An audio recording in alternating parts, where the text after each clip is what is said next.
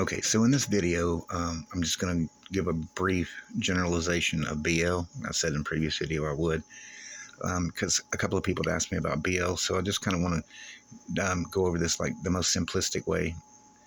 So when you see the BL, the BL rated, when you're looking at the TS parameters and you see the BLs listed, what that is it is the strength of the magnetic field here in the voice coil gap, and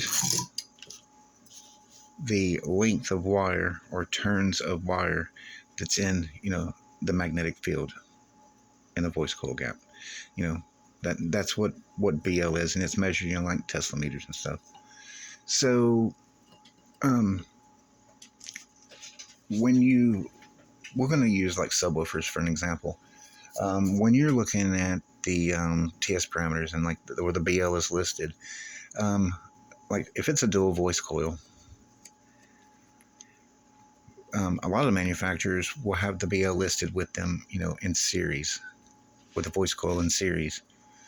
And some manufacturers will actually show you both in series versus parallel. And you'll notice that when it's, say, a dual voice coil, for instance, in this illustration, the BL is higher than when it's wired in parallel, the BL is decreased. And, there's a reason for that. And it's not just dual voice coil. Like if you are looking at this particular subwoofer in general, and, it's a single 4 or single 2, and you look at the parameters, like you'll see the differences between those as well. So I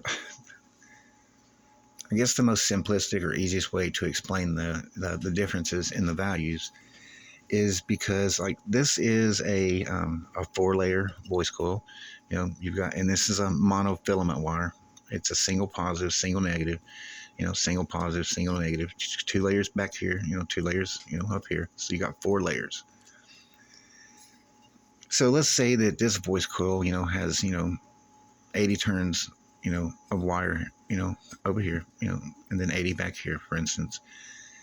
And when you wire this voice coil in series, you're utilizing all of the wind count, all of the wind length of the wire length, in that gap. Now, when you wire them in parallel, you're not utilizing, all of the length of wire in the gap at that point anymore. Like I said, got 80 layers, so, 80 turns over here and 80 turns back here for, at that point, you're just, you're not utilizing all of them. So that's just the easiest way to explain it. And I was also asked, well, anyway, one thing too, like BL at rest is not, the BL is not the same in motion as is at rest. So when I was asked, does it really make a difference of wiring in series or parallel in a dual voice coil? Really, that's just wiring options. I mean, it's pretty negligible in the end. Like, say you've got, a pair of 12s in your car and you wired them in series and you put like 2,000 watts to it. And then you went back and wired them in parallel, and all things being, like equal, you could put, 2,000 watts to them while they were in parallel, just like when they're in, in series. I mean, you're not really going to, the audible change is not going to, you're not going to notice it.